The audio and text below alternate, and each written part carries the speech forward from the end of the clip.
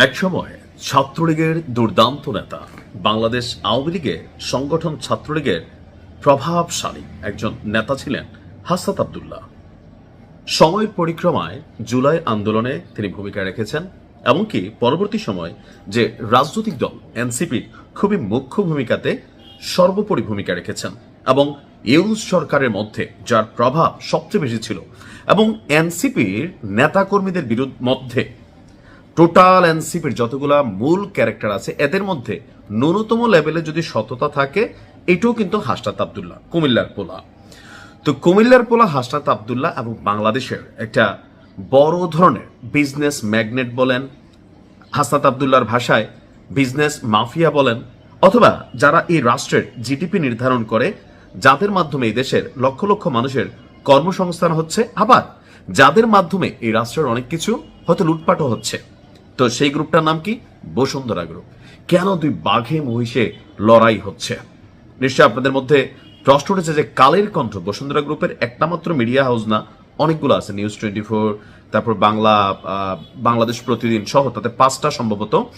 এই 5টা পত্রিকা গণহারে হাসনাত আব্দুল্লাহর বিরুদ্ধে লিখে যাচ্ছে।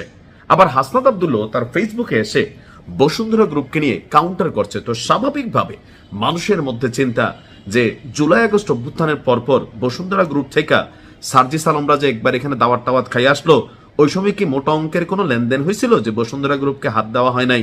তখন আসলে বসুন্ধরা গ্রুপ কিভাবে বাইচা গেল? বসুন্ধরা গ্রুপের আব্দুল সোবহান যিনি আছেন, তার বক্তব্যের পরে ওই মুহূর্তে কারা সেটেল করছিল, এটা নিয়ে একটা প্রশ্ন ছিল। তো এখন হাসনাত আব্দুল্লাহর একটা জিনিস মনে হচ্ছে কি, যে আপনার সরকারের সাথে বসুন্ধরা গ্রুপের আবার তলে তলে কিছু হচ্ছে কিনা। এখন তলে তলে প্ল্যানটা কোথা থেকে আসছে? আমার ধারণা ওই যে জুলাই অভ্যুত্থানের সময় তারাও হয়তো তলে তলে কিছু করছিল। তো সার্জিস তাদের কিন্তু একটা বড় ধরনের অনুদান দিছিল বসুন্ধরা গ্রুপ।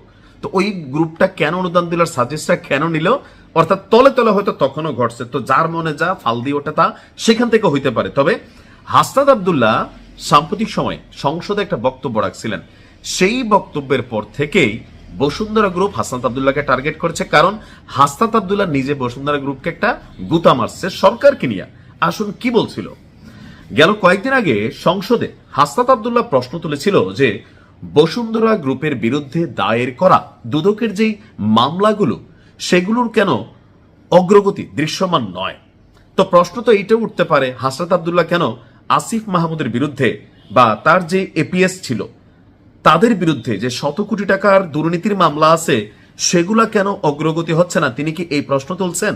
না, কারণ এটা তার কমিউনিটির মধ্যে, ওইটা হচ্ছে তার কমিউনিটির বাইরে। দেখেন, কথা বললে সবগুলাই বলতে হবে। হাসনাত যদি শুধু বলতো যে আমার এনসিপির যারা ছিল জুলাই আর আগস্টের মধ্যে যে সরকার ছিল, সেই সরকারের মধ্যে যাদের বিরুদ্ধে দুর্নীতি হয়েছে তাদের মামলাগুলো কেন অগ্রগতি হচ্ছে না, পাশাপাশি বসুন্ধরা গ্রুপ হোক আর যেই গ্রুপ হোক তাদের বিরুদ্ধে কেন অগ্রগতি হচ্ছে না, আমরা কথা বলার একটি স্পেস পাইতাম। এখন যখন তিনি একটা পক্ষ নিয়ে কথা বলছেন, স্বাভাবিকভাবে এখানে একটা গুতামারা সিচুয়েশন তৈরি হয়ে গেছে।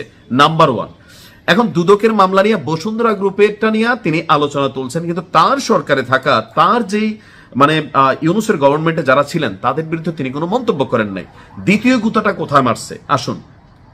তিনি বলছিলেন যে সরকার এবং বসুন্ধরা গ্রুপের মধ্যে কোনো আন্ডার টেবিল, অর্থাৎ তলে তলে টেবিলের নিচে দিয়া, দেখেন কত কুফা এই আলোচনা, কারেন্টই চলে গেছে। যাই হোক, আমি ভিডিওটা চালিয়ে যাচ্ছি।